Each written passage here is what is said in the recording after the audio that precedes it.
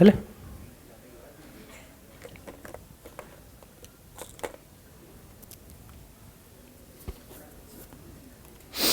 चलिए, तो थोड़ा तुलन को और देखते हैं।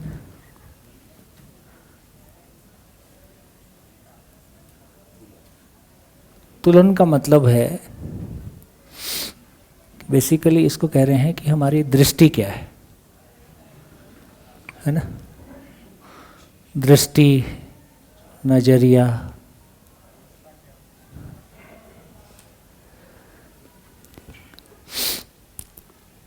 तो संसार के सभी मानव कितने प्रकार से चीज़ों को आपस में कंपेयर कर सकते हैं या उनकी कितने प्रकार की दृष्टि हो सकती है। तो उसको कह रहे हैं कि 6 प्रकार की दृष्टि हो सकती है।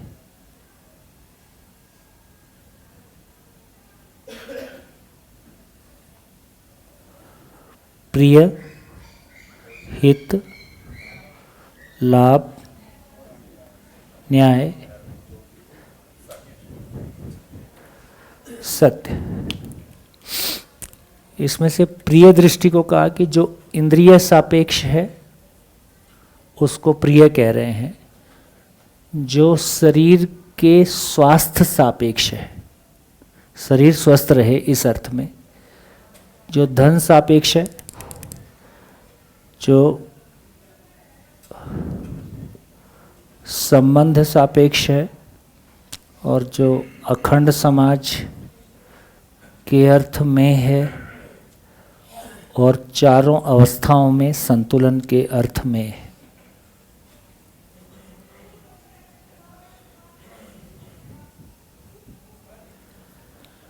इतनी बात कह रहे हैं, है ना। अभी ज्यादातर लोगों का कितना दृष्टि काम करता है?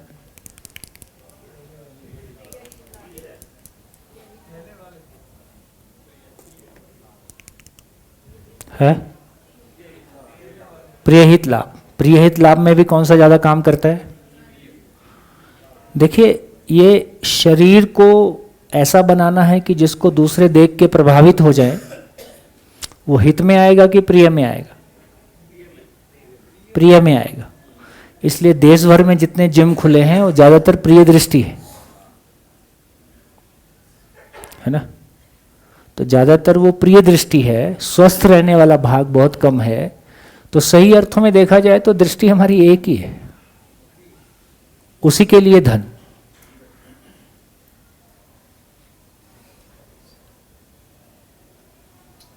और बहुत कोर में जाएंगे ना तो सारा रूप बल धन पद भी फाइनली इंद्रियों के लिए। तो जगह एक ही है, शरण एक ही है।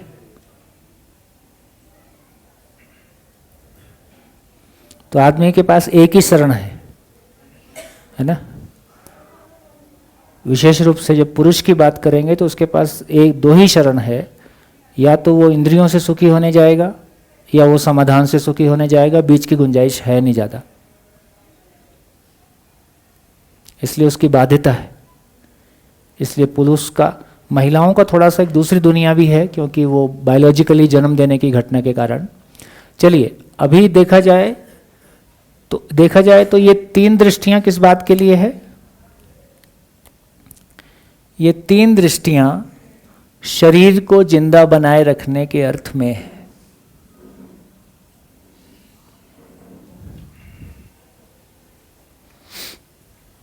और ये 3 दृष्टियां जीने के स्वरूप में है।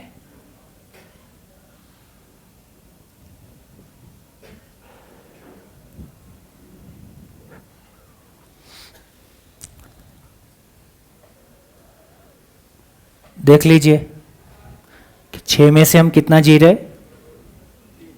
सही को कहेंगे तो मेजर तो हम 2 को ही जी रहे, प्रिय और उसके लिए धन। स्वस्थ रहने के लिए कुछ लोगों का ध्यान शरीर के स्वस्थ रहने के अर्थ में जाता है। वो स्वस्थ भी क्यों रहना है वो सबका अलग अलग है। किसी को भोग करने के लिए स्वस्थ रहना है, किसी को दूसरों को अच्छा दिखने के लिए शरीर बनाना है। वो दृष्टियां जाएंगे तो फाइनली फिर वो भी प्रिय की तरफ चली जाएंगे, है ना। क्योंकि शरण और नहीं है कुछ। घूम फिर के इंद्रियां ही हैं, घूम फिर के सेक्सी है, और कोई शरण आदमी के पास है नहीं। कितनी भी अच्छी बातें करें, या तो समाधान बराबर सुख है, नहीं तो सेक्स बराबर सुख है। बाकी सब पैकिंग है, पैकिंग मटेरियल है।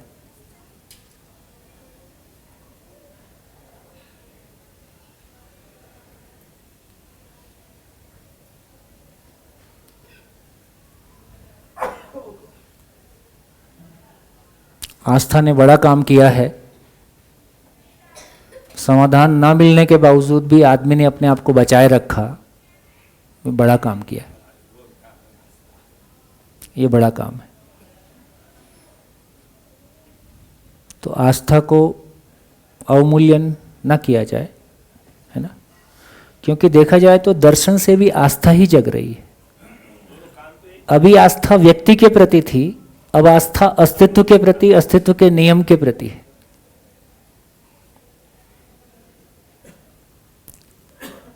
चलिए, तो 6 में से कितना हम जी रहे हैं? देखा जाए फिर भी बहुत पॉजिटिवली ले लें तो कम ज़्यादा मानव जाति के रूप में कहा जाए तो 3 हम जी ले रहे हैं।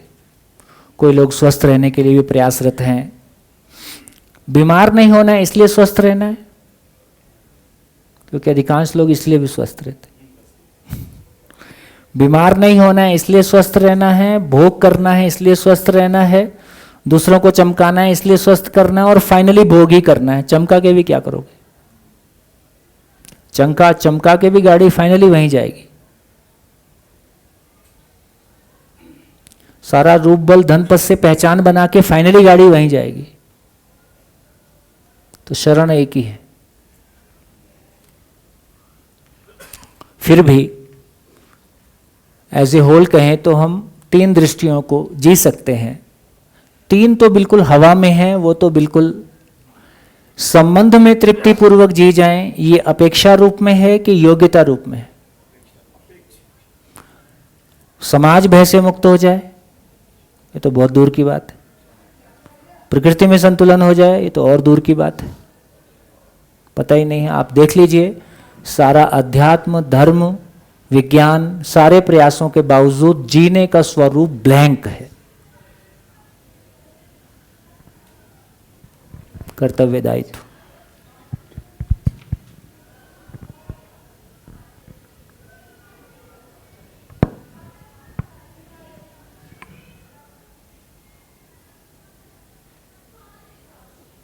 बढ़िया। तो इससे हमारा ध्यान चला गया। तो हमने आस्वादन को देखा, तुलन को देखा। तुलन में जो दूसरी घटना घट रही है, तुलन क्रिया का जो महिमा है, आस्वादन क्रिया का जो महिमा है कि वो शरीर की संवेदनाओं को पहचानने में सक्षम है, इसलिए मन शरीर को चला पाता है।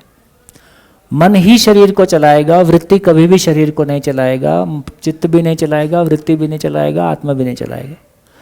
भ्रमित मानव हो कि पूर्ण जागृत मानव हो, मन ही शरीर को चलाएगा। ये बाय डिफॉल्ट है, बाय नेचर है। नेचर में ऐसा ही डिजाइन है। अब मन शरीर को चलाएगा तो कैसे चलाएगा? इसका मतलब है, पहले भी कहा गया कि मन के पास वो ताकत है कि वो भौतिक रासायनिक वस्तुओं के साथ तदाकार होता है। बाहर से बहुत डिस्टरबेंस है।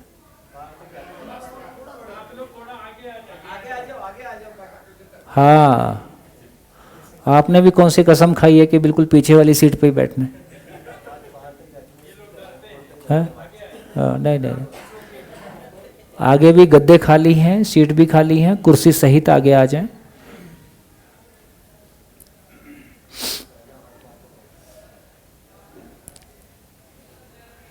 क्योंकि ये चलता रहेगा। अभी कितने को बोलोगे? संभव नहीं है, बच्चे ही हैं। हाँ, नहीं नहीं, वो होता भी नहीं है, होता भी। हम भी होते तो कुछ ऐसा ही होता। सबको अपनी बात करनी होती। इतनी दूर इतनी मेहनत करके आगे चुप हो जाएंगे तो क्या मतलब हो?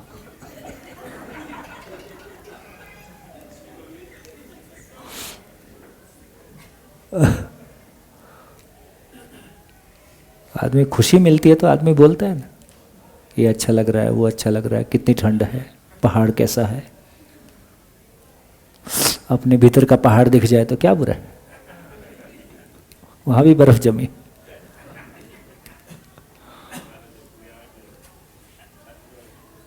हाँ जी, चले आगे। हाँ जी, क्या बात हो रही थी? मन की ताकत है कि वो भौतिक रासायनिक वस्तुओं के साथ तदाकार होता है। तदाकार का मतलब है, तद मतलब उसके आकार में हो जाता है। मेरा घर, तो मेरे घर, मेरी अलमारी, मेरा लैपटॉप, मेरी गाड़ी। मेरी गाड़ी अलग टाइप की दिखती है, दूसरे की अलग टाइप की दिखती है। तो मेरा मन जिस चीज से जुड़ता है उसको फील कर सकता है, उसको महसूस करता है अपने तरीके से। तो हम ये कह रहे हैं कि मन की ताकत है कि वो शरीर की संवेदनाओं को पहचानता है। इसी को मानव में संवेदनशीलता कहा। शरीर में होने वाले भौतिक रासायनिक परिवर्तनों को पहचानना, है ना। शब्द स्पर्श रूप रस गंध का इतना ही मतलब है कि कान पे कोई आवाज पड़ी, वहां कोई भौतिक रासायनिक परिवर्तन हुआ जो ब्रेन तक गया और जिसको मैंने पहचाना। तो इसका अर्थ है कि शब्द स्पर्श रूप रस गंध सारा ही रासायनिक परिवर्तन है, भौतिक रासायनिक क्रिया है। तो भौतिक रासायनिक क्रिया को, संवेदना को मैं पहचान पाता हूं, इसका नाम संवेदनशीलता है। किस रूप में पहचान पाया? अच्छा लग रहा है, नहीं लग रहा है, प्रिय अप्रिय, हित अहित, लाभ अलाभ, 3 तरीके से पहचानता हूं। तो भौतिक रासायनिक संसार के लिए मानव के पास 3 दृष्टियां हैं कि वो प्रिय विधि से पहचानता है। तो मन को कोई लेन देन नहीं है, मन तो केवल पहचानता है अच्छा लग रहा है, नहीं लग रहा है। तो शरीर संवेदनाओं को पहचानने की ताकत मन में है। शरीर संवेदना में से जो पहचाना मन ने, वो प्रिय है कि लाभ है कि धर्म है कि सत्य है, ये पहचानने की ताकत वृत्ति में है।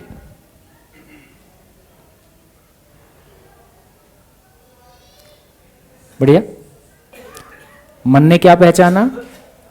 अनुकूल प्रतिकूल शरीर संवेदना को पहचाना, अच्छा लगना अच्छा नहीं लगने को पहचाना। किसी ने आपको मुस्कुरा के देखा, है ना, कोई मुस्कुरा के देख ले, इस पे भी लड़ाई हो सकती है। और कोई मुस्कुरा के ना देखे, इस पे भी लड़ाई हो सकती है। क्या फर्क है? दृष्टि का फर्क है। तो यदि आपकी मुस्कुराहट में प्रिय दृष्टि है और सामने वाले को स्वीकार नहीं है, तो लड़ाई हो सकती है। यदि आपकी मुस्कुराहट में न्याय दृष्टि है और सामने वाले को स्वीकार ही है, और आपने न्याय दृष्टि से मुस्कुराया और उसको प्रिय लग गई, तो झंझट हो सकता है, हो सकता है। तो इससे ये पता चला कि मन की ये ताकत है कि वो शरीर संवेदना को, शरीर संवेदना मतलब किसी ने आपको नमस्ते किया, नमस्ते करने से आपको कहां से आपने पहचाना? आपने आंखों से पहचाना। पहचानने वाला कौन है? जीवन ही है। तो इंद्रियों को भोगने वाला भी, शरीर को भोगने वाला भी मैं ही हूं। शरीर कोई स्वाद लेता नहीं है, शरीर कुछ बोलता नहीं है, शरीर में कोई दर्द होता नहीं है, शरीर कुछ चाहता नहीं है, शरीर कुछ खाता नहीं है, शरीर कुछ करता नहीं है ना? है? हाँ।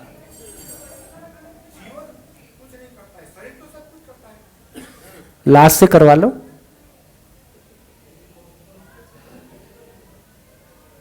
लास्ट से करवा लो, लिपट जाओ उसको पकड़ के। तुमको बहुत प्यार करता हूं, देखो हिलडुल जाए तो। शरीर कुछ नहीं करता है, जो भी करता है शरीर के माध्यम से मैं ही करता हूं। शरीर ना हंसता है, शरीर ना रोता है, ना शरीर दुखी होता है, ना शरीर को भूख लगती है, ना शरीर खाता है, ना शरीर पीता है। मैं ही पिलाता हूँ, मैं ही खिलाता हूँ। शरीर में चोट लगती है, शरीर में अव्यवस्था होती है, दर्द को महसूस करने वाला मैं हूँ। शरीर में दर्द को महसूस करने वाली कोई चीज नहीं। एनेस्थीसिया दे दो, मेरे सामने मेरी टांग काट के ले जाओ, अपने को कोई दिक्कत नहीं है, समोसा खाते खाते टांग कटवा लेंगे, दर्द नहीं होगा। हाँ, टांग रहेगी नहीं रहेगी वो बाद की बात है, और उसका कट जाना ही ठीक है, नासूर हो गया है तो अपन समोसा खाते खाते टांग कटवा लेंगे। हो सकता है कि नहीं? नहीं हो सकता? होता ही है, होता ही है।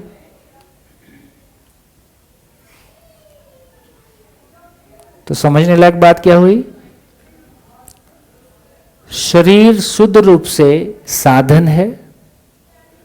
मैं पेन को फेंक के मारूं, मैं पेन को प्यार करूं, मैं पेन को अच्छे से रखूं, मैं पेन को पैर के नीचे रख दूं, इससे पेन को कोई प्रॉब्लम नहीं है।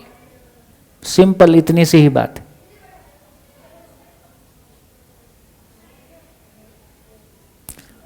शरीर को मान सम्मान से कोई मतलब नहीं है। भूख लगती है ये मैं पहचानता हूं। शरीर में तो केमिकल चेंज आता है। शरीर एक केमिकल है, रासायनिक, भौतिक रासायनिक वास्तविकता है, इसलिए भौतिक रासायनिक बदलाव उसमें आते रहते हैं। मरना भी एक ज्यादा बड़ा भौतिक रासायनिक बदलाव है।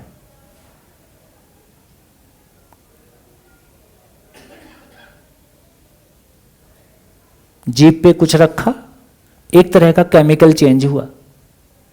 वो केमिकल चेंज मुझको अच्छा लगता है, इसलिए अभी के बच्चों में जो गांजे का चलन और ये बहुत सारे चलन है वो अच्छा लगने के लिए है।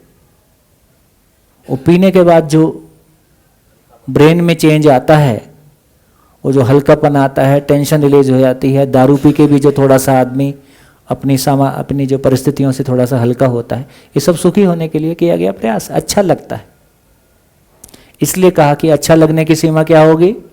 न्याय धर्म सत्य की सीमा में जो अच्छा लगता है वो स्वीकार है, उससे भिन्न जो भी कुछ है वो फाइनली अधिक दुख की ओर ले जाएगा। तो बोलिए, ये बात पहुंच गई है ना? शरीर शुद्ध रूप से साधन है, कोशिकाओं से बनी हुई रचना है। पेड़ पौधा सुखी दुखी नहीं होता, उसको तोड़ दो, काट दो, प्रभावित होता है। प्रभावित होना अलग बात है, सुखी दुखी होना अलग बात है। प्रभावित तो लोहा भी होता है, ठंड में ठंडा हो जाता है, गर्मी में गर्म हो जाता है। यहाँ पर लोहा थोड़ा आगे 4000 मीटर और जाने के बाद थोड़ा ऐसे चटक जाता है जिससे कोई मिट्टी से टूट के खील खील हमने फील किया है। कमेंट वगैरह पे सब मिट्टी ले गए थे। अच्छा, थोड़ा हैमरिंग की जैसे हाँ, तो 17-18 टुकड़े हो गए हथौड़े के। क्योंकि वो लोकल आयरन का उसके लिए एक एलॉय स्पेशल ले जानी पड़ती है। जो आईसेक्स वगैरह होती हैं, जो हैमर्स होते हैं माउंटेनियरिंग के, वो लोहे के नहीं हो सकते। अच्छा, उस टेम्परेचर पे वो ऐसे टूट के बिखर जाता है मिट्टी की तरह। अच्छा, हाँ, जिससे वहाँ हैमरिंग कर रहे थे, जिससे हम अपने नीचे हैमरिंग करके सारा काम करते थे, वो हथौड़ा यहाँ से थोड़ा 4000 मीटर ऊपर की ओर, 3 मानिए, वो 8000 से कुछ ही नीचे है कमेट पीक, उसके बेस कैंप पे ऐसे ठाक से 20 टुकड़े हो गए। क्या किसका ये कितने फिट? कमेट करीब 6 पे है उसका बेस। 6000 मीटर? 6600 मीटर, 6600 मीटर, बस उतने पर। तो उससे आगे तो वो लोहा बिल्कुल बेकार है। अच्छा, हाँ, गुड, बढ़िया। अनुभव अपना बता रहे हैं। नहीं, वो तो आप देखेंगे ही। जैसे अभी आप देख रहे हो, ऊपर वाली पहाड़ियों पे कोई वनस्पति नहीं है, एक हाइट के ऊपर कोई पौधा होता ही नहीं, तो कितनी हाइट पे कौन से पौधे मिलेंगे वो भी निश्चित है। समुद्र तल से इतने हाइट पे ये पौधे मिलेंगे, इतने हाइट पे ये पौधे, और शायद 6000 फीट के ऊपर या कितने फीट के ऊपर पौधे नहीं रहते। बेटा माइक देना। भैया जी, यहाँ जो है 5000 पर ट्री लाइन एंड हो जाती है। ट्री लाइन एंड हो जाती है। फिर थोड़ा ये हल्की श्रब बुश वगैरह रहती हैं, और 6000 पे ये भी एंड हो जाती हैं। फिर स्नो लाइन आ जाती है, और एक 300-400 मीटर के बाद वो भी आइस लाइन हो जाती है। तो वहाँ ना बुश है ना श्रब है, कुछ नहीं है। और जो देवदार का पेड़ यहाँ से इधर घगरिया के आसपास 150 फीट का है, वो इधर ऊपर स्वर्गारोहणी के आसपास 1.5 इंच का है। Same seat. देवदारू वृक्ष जो है वो बड़ा मोटा हैवी होता है, तो वहाँ वो इतना मोटा है और लंबा है 150 फीट, यहाँ से 20 किलोमीटर नीचे, और इधर से 11 किलोमीटर आगे वो 1.5 इंच का है।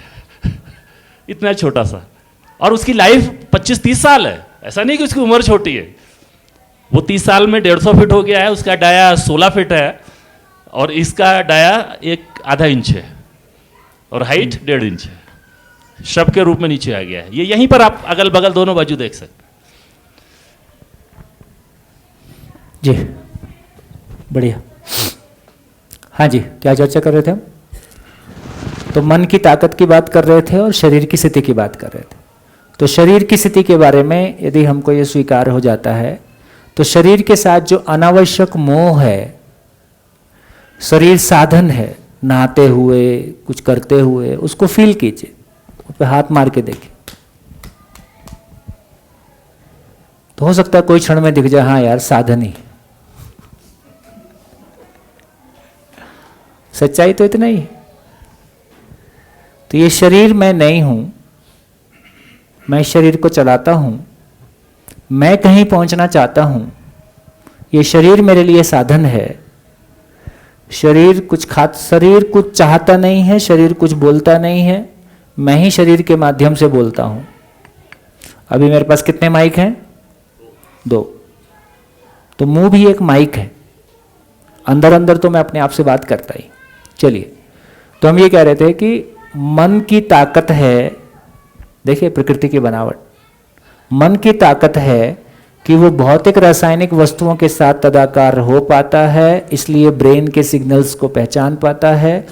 और ब्रेन वो चीज है जो एक तरफ जीवन से कनेक्ट होता है, दूसरी तरफ शरीर से कनेक्ट होता है। देखो, हमारी बनाई हुई अभी तक कोई भी मशीन पदार्थ अवस्था से आगे की नहीं है। हम एक सेल नहीं बना पाए, है ना? तो हमारी ये बेकार में जो आर्टिफिशियल इंटेलिजेंस रोते रहते हैं, ये इसका इतना ही मतलब है कि क्योंकि हमको अभी आदमी के साइज का पता नहीं है, तो आदमी अभी जो कुछ करता है वो खाना पीना उठना बैठना और कुछ काम करता है। तो जो चीज भी लॉजिक से हो सकती है उसको मशीन कर सकती है। इसलिए हम मशीन रोबोट मानव के बराबर हो जाएगा। रोबोट मानव के बराबर कभी नहीं होगा। हाँ, मानव को मारने के लिए रोबोट सक्षम है, लेकिन जीने की कोई क्वालिटी उसके पास कभी नहीं आएगी। इसलिए अब बाय डिफॉल्ट ये हो गया है, अपने घरों में भी देखो आज ये हो गया है, बच्चे किसी ज्ञान के लिए हमसे बात करते हैं क्या? क्योंकि आपसे ज्यादा ज्ञान गूगल के पास है हर क्षेत्र में। वो किसी भी चीज के लिए गूगल पे भरोसा करेगा, आप पे नहीं करेगा। और बहुत संभावना है कि गलत भी नहीं है। लेकिन क्या चीज है जो गूगल से कभी नहीं मिलेगी और आर्टिफिशियल इंटेलिजेंस से कभी नहीं मिलेगी और रोबोटिक्स से कभी नहीं मिलेगी? वो जो आचरण की खुशी है, वो जो भाव है। तो अब हमारे लिए मजबूरी भी हो गई है आने वाली पीढ़ियों के लिए कि वो भावपूर्वक जिए, वो आचरण पूर्वक जिए, तो नहीं तो उनकी आवश्यकता परिवार में खत्म हो गई।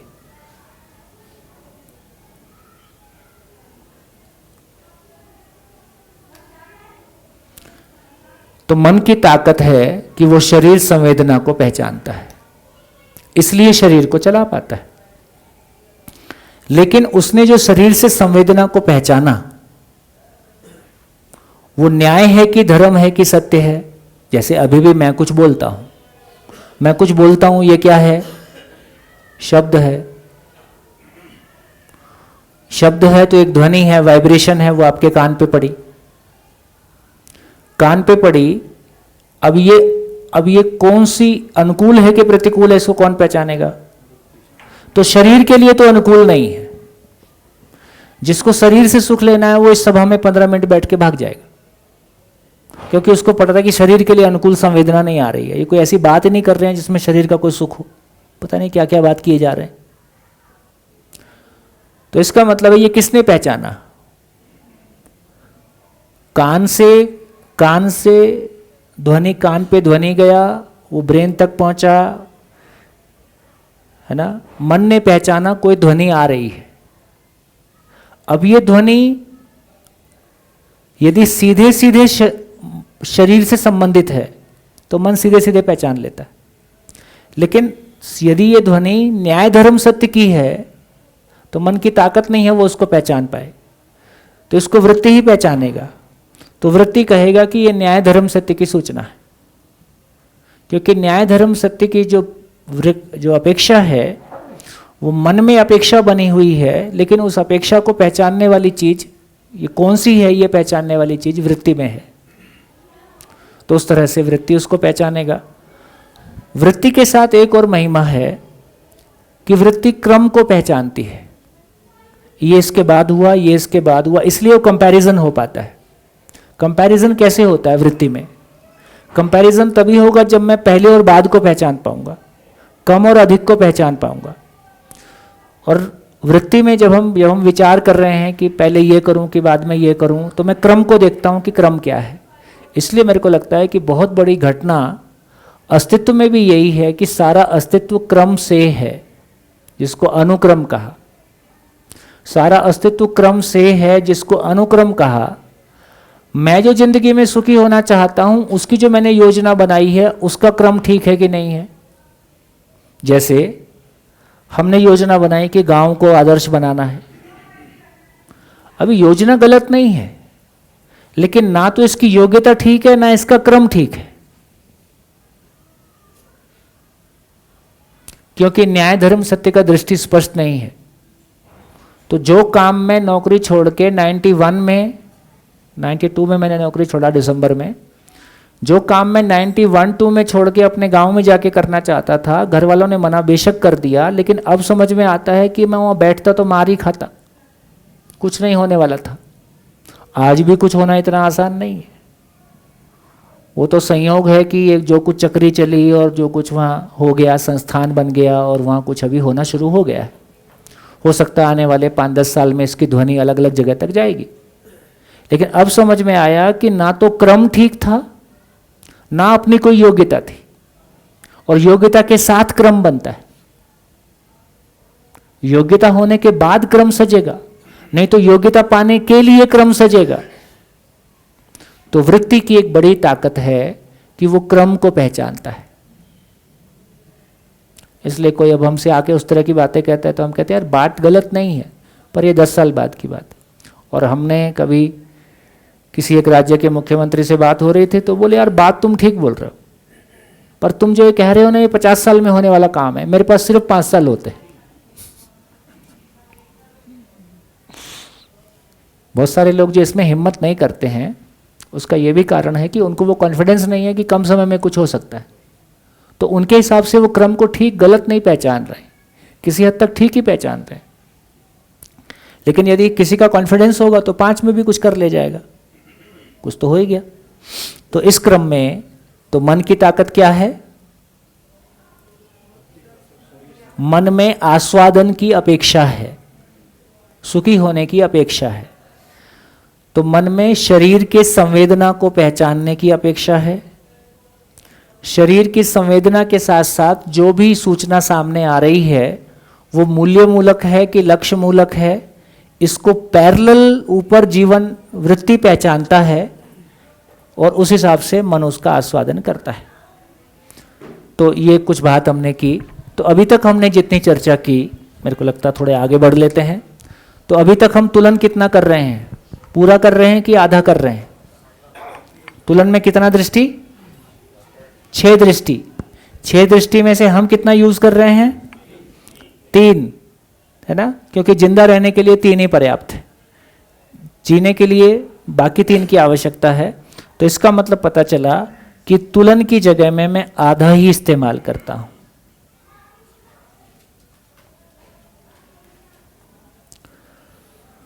तो अभी स्वयं को शरीर मानते हुए, स्वयं को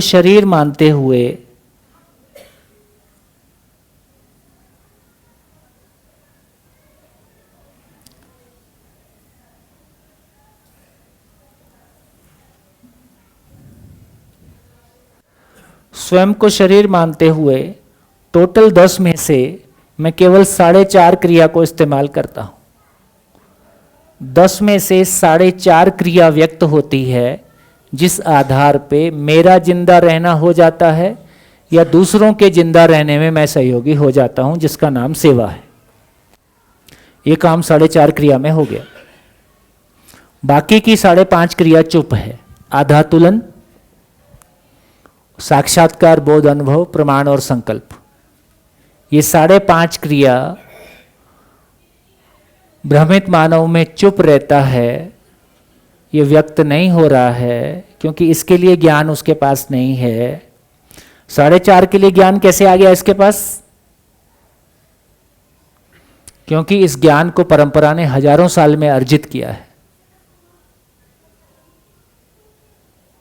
जो हजारों साल में मानव ने पहचान लिया, उसको एक बच्चा उस घर में आते ही आने वाले है ना 5-10 साल में काफ़ी कुछ पहचान लेता है। तो जो परंपरा में उपलब्ध था वो बच्चे ने पहचान लिया, जो परंपरा में उपलब्ध नहीं है उसको वो नहीं पहचान पा रहे। न्याय धर्म सत्य पूर्वक हम परिवार में लोग नहीं जी रहे हैं, इसलिए बच्चे के पास न्याय धर्म सत्य को पहचानने का कोई आधार भी नहीं,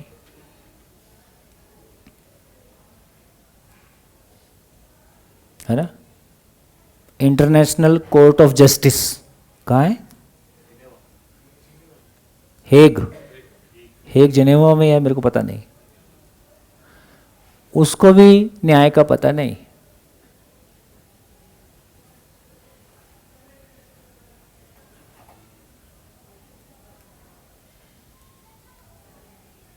बढ़िया। इससे क्या कॉन्फिडेंस आता है? झंझट यह हो गया कि इन तमाम बड़ी संस्थाओं को हमने बहुत बड़ा मान लिया क्योंकि इनकी बिल्डिंग बड़ी है। अभी दिल्ली में सुप्रीम कोर्ट की बिल्डिंग बन रही है, ओ इतना बड़ा फैला दिया है मामला।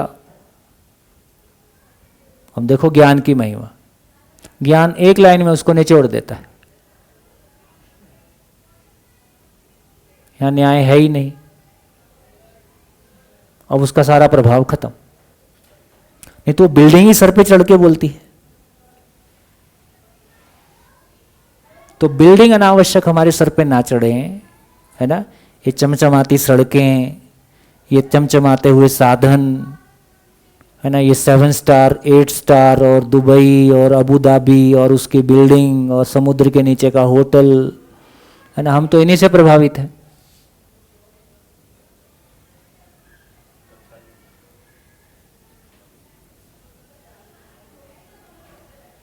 ज्ञान वो चीज है जो बैठे बैठे सबको निचोड़ के रख देता है। अभी आपको कम समय में पूरा अस्तित्व घुमा दिया कि नहीं?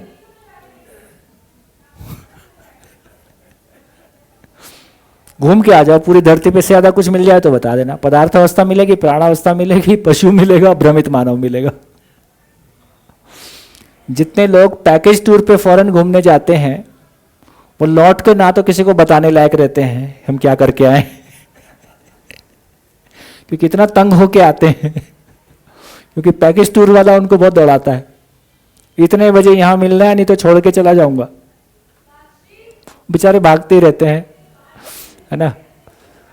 तो इसका मतलब है कि अभी हमारे एक दोस्त के वो अमेरिका, उनकी वाइफ बहुत परेशान कर रही है, अमेरिका घूमना है, अमेरिका घूमना है। अब वो 18 लाख रुपया खर्चा किए 15 दिन में और मिलना जुलना तो एक ही घंटे का रहता है। तुम भी ठीक हो, मैं भी ठीक हूं।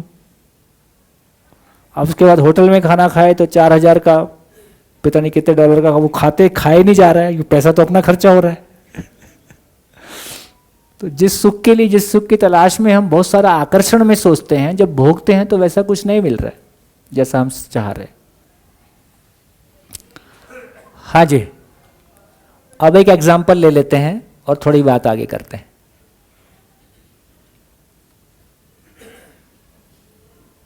बोलो भैया, जो सबकॉन्शियस पैटर्न्स होते हैं, मतलब आस्वादन तो चित्रण में, अच्छा चित्रण में होते हैं। सारी मेमोरी, सारे सबकॉन्शियस, है ना, और कॉन्शियस पैटर्न जो कुछ भी है सब मेमोरी में। ठीक हो गया। अब एग्जाम्पल लेते हैं। अब कोई एग्जाम्पल ले लो, कोई एक इच्छा का एग्जाम्पल ले लो, कोई एक इच्छा।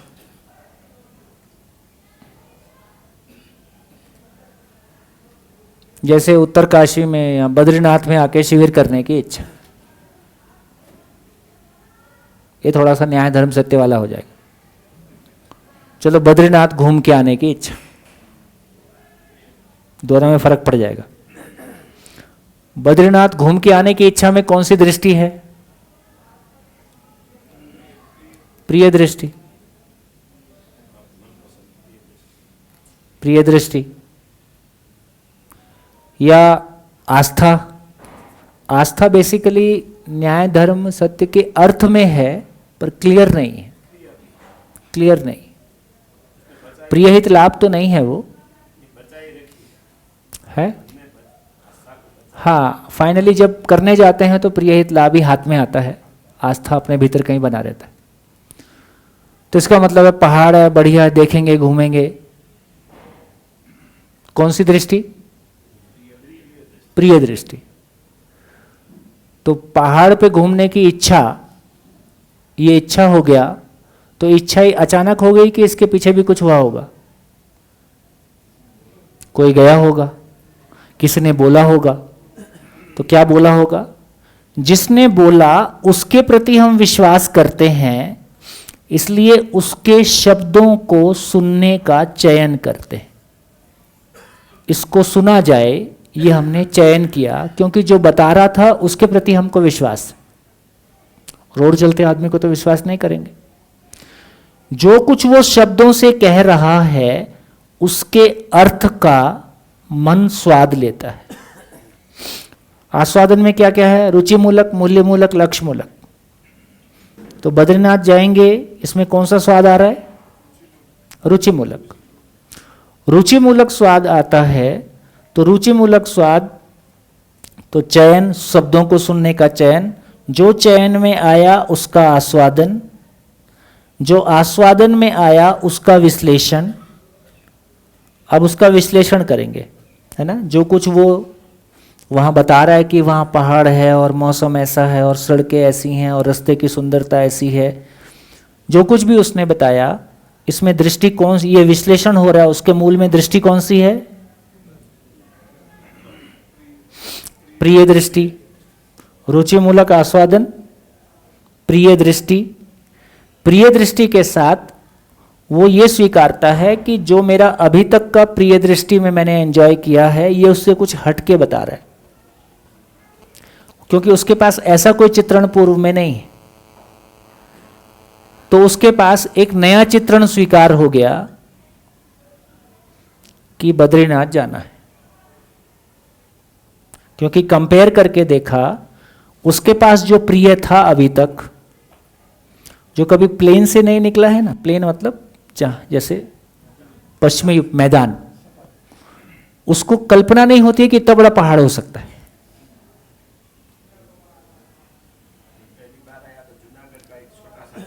हाँ,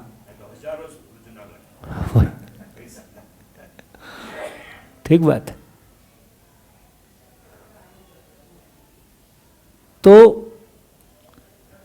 तो इस क्रम में क्या तुलन होगा? किस बात का? मेरे पास जितना चित्रण अभी तक है और ये जो बता रहा है, इसमें सुख ज़्यादा है। तो यदि वो ज़्यादा स्वीकार हो गया तो वो चित्रण मेरे पास आके स्थिर हो गया और चित्रण में आ गया कि बद्रीनाथ जाना है। या उसके पास एक दूसरा चित्रण है, वो कहीं पहाड़ों पे गया है, स्विट्जरलैंड या कहीं और। ये जो कुछ भी बता रहा है, कहता है ये सब मेरा देखा हुआ है।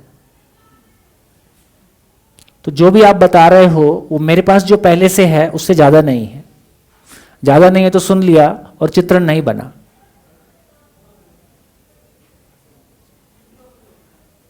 ध्यान में आ गया? और यदि चित्रण बन गया, बद्रीनाथ जाना है, अब क्या होएगा? अब उस इच्छा को पूरा करने के लिए विश्लेषण तुलन होगा। वो इच्छा कैसी है? उसमें कौन सा दृष्टि है? प्रिय का दृष्टि है। अब जब इच्छा पूरी होगी तो कैसे होगा? तो चित्रण है, चित्रण बन गया प्रिय दृष्टि का। उस प्रिय दृष्टि के चित्रण के लिए तुलन पूर्वक विश्लेषण, कब जाएंगे, किस मौसम में जाएंगे, किसके साथ जाएंगे, कैसे जाएंगे, और फाइनली ये सारे डिटेल का आस्वादन हो गया और उसके हिसाब से टिकट कटा लिया और बद्रीनाथ पहुंच गए। बद्रीनाथ पहुंचे तो एक कार्य है कि व्यवहार है, कार्य है। कार्य से मिलने वाली तृप्ति कितनी होगी? आए थे सुख की तलाश में, तो जितना खर्चा हुआ, जितनी मेहनत लगी, फाइनल लगता है यार हो गया ठीक। कहीं भी घूमने जाओ 4 दिन बाद लगता है घर चलो। आप देख लीजिए, यदि केवल आप घूमने गए हैं, ये भी एक मेरे को लगता है बहुत बढ़िया चीज़ है, इसको अपने को फील करने की ज़रूरत भी है। यदि आप यहाँ बद्रीनाथ घूमने आते तो 1 दिन के बाद यहाँ देखने के लिए कुछ नहीं है। मंदिर में मत्था टेक लिया, थोड़ा बहुत बाजार घूम लिया। ये बाजार आपके दिल्ली से छोटा ही है। यहाँ जो होटल है उनमें जो खाना बनता है दिल्ली जैसा ही, उससे अधिक अच्छा नहीं बनेगा। तो 1 दिन में बद्रीनाथ निपट जाता है। ये केवल और केवल शिविर या ऐसे किसी कार्यक्रम की महिमा है जब 24 घंटे हमारा मन लगा रहता है। और फिर हम बद्रीनाथ को भी एंजॉय करते हैं, क्योंकि जब केवल घूमने आते हैं तो ये देखा वो देखा और चले, क्योंकि आना और जाना और बदलना और रूम तमाम परिवर्तनशील चीजों के साथ में जी रहे हैं। तो सही अर्थों में बद्रीनाथ के साथ में हम जी पाए वो मनस्थिति ही तैयार नहीं होता है। यदि मन यहां रुकेगा, स्थिर होगा, इस जगह को स्वीकारेगा, और वहां दो दिन तो मैंने देखा, यदि हम कहीं भी शिविर करते हैं लास्ट के दिन फीडबैक यही आता है, शुरू के 2 दिन तो समझ में नहीं आया। ये कॉमन है। तो हम भी सोचते थे यार ये ऐसा क्यों होता है, कई डिजाइन बदल के देखे तो पता चलता है कि 2 दिन तो लगभग आदमी जिस मानसिकता से जहां से आता है उस मानसिकता से नई जगह की मानसिकता के साथ में तदाकार होने में, शिफ्ट होने में 1 से 2 दिन का समय लग जाता है।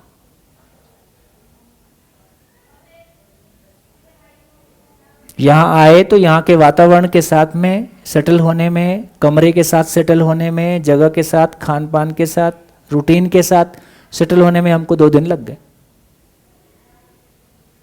अब बहुत बढ़िया लग रहा है। तो इसका मतलब है कि किसी जगह में मन टिकेगा तो आप उसको फील कर सकते हो। यदि मन लगातार परिवर्तनशील चीजों के साथ है तो सही अर्थों में किसी चीज की गहराई को फील कर पाना वो संभव नहीं है। तो ये महिमा है ना, मैं बताया था ना कि एक साधु मिले थे, उन्होंने कहा कि बद्रीनाथ में करना है तो 11 दिन ही करना है। ये उनके चक्कर में 11 दिन हो गया।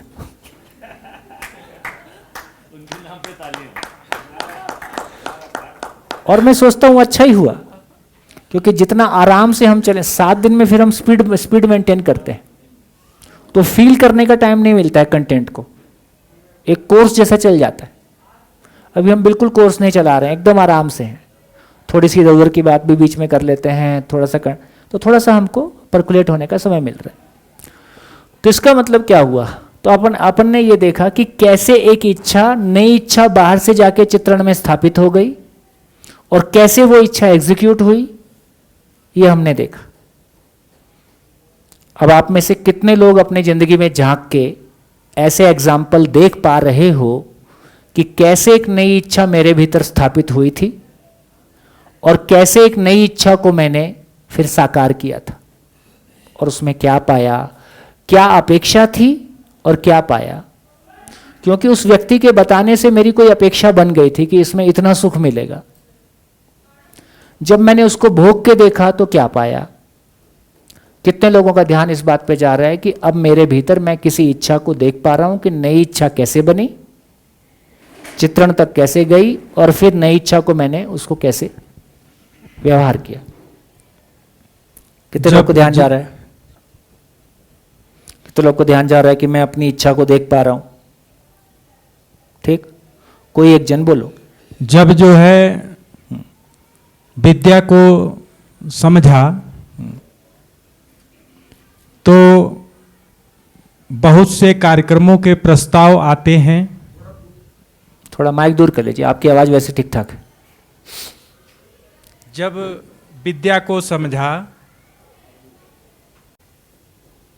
अब कहीं घूमने का या कहीं जाने का किसी कार्यक्रम का बुलावा आता है तो वहाँ चित्रण में समीक्षा हो जाता है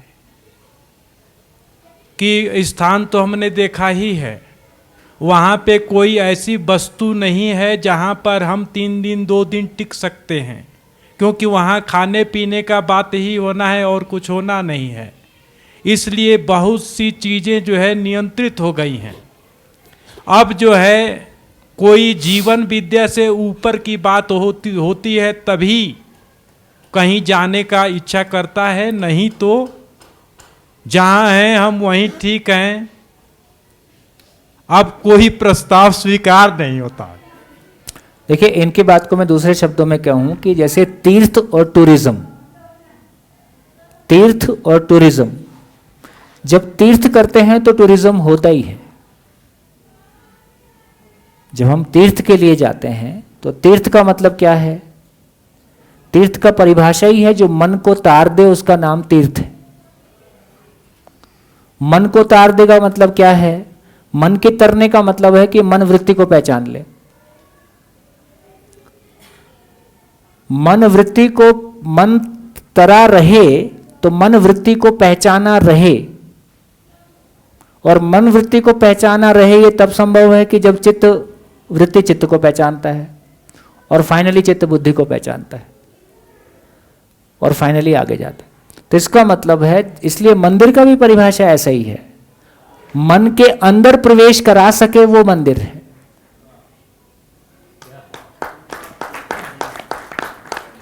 हाँ, हम मन के साथ जीते हैं, मन पूर्वक जीते हैं। मन का धंधा ही इतना है कि कुल मिला के शरीर को भोगना। तो जब तक मन के लेवल तक जिएंगे हमारा दुखी रहना निश्चित है। मैं मन को चलाऊंगा कि मन मुझको चलाएगा? मैं मन को चलाऊंगा। जब मैं मन को चलाता हूं तो मैं प्रयोजन के साथ में जीता हूं, जब मन मुझको चलाता है तो मैं शरीर बन के जीता हूं। तो घोड़ा क्यों पाला था? कहीं जाने के लिए, और घोड़े की सेवा में जिंदगी निकल गई। घोड़े को संवारते रहे, घोड़े को सजाते रहे, और नए घोड़े पैदा करते रहे। इतना ही काम किया है।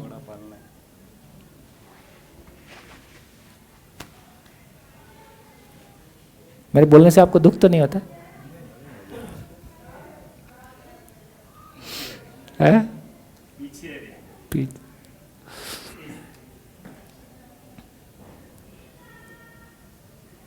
तो जब तीर्थ करते हैं तो टूरिज्म हो ही जाता है। अब बद्रीनाथ में आके शिविर किया, ये बहुत उचित घटना है। देखो, अपने से श्रेष्ठ का सानिध्य करने से आदमी श्रेष्ठ होता है, अपने से नेष्ठ का सानिध्य करने से आदमी नेष्ठ होता है।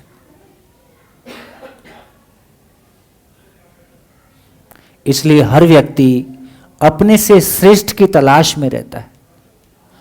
जो पैसे को श्रेष्ठ मानता है अपने से ज्यादा पैसे वाले से दोस्ती करता है।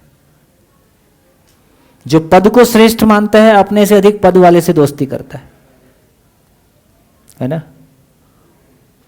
बाकी पूरी दुनिया ऐसी है। जो शरीर को बल मानता है वो, है ना, वो अपने ज्यादा शरीर वाले से दोस्ती करता है। जो ज्ञान को, आचरण को श्रेष्ठ मानता है वो अपने से श्रेष्ठ व्यक्ति की तलाश में रहता है। इसलिए भारत में किसी का गुरु नहीं है तो उसको निगुरा बोलते हैं। निगुरा गाली है। किसी को गाली देने होता है तो उसको बोलते हैं निगुरा। किसी का गुरु ना होना, गुरु होने का मतलब है कि जो उसको उसकी मंजिल तक पहुंचाने में सहयोगी हो जाए। इसलिए भारतीय पूरी परंपरा ने गुरु की महिमा को बहुत अपार ढंग से गाया है। तो ये जो अपने से श्रेष्ठ को तलाशने का मतलब है, तीर्थ के अर्थ में देशाटन करना, तीर्थ के अर्थ में कहीं जाना, तो वहां बहुत संभावना है कि कोई हमको ऐसे व्यक्ति से मुलाकात हो जाए। आप जो उद्देश्य लेकर निकलोगे वो उद्देश्य के लोग आपको मिल जाएंगे।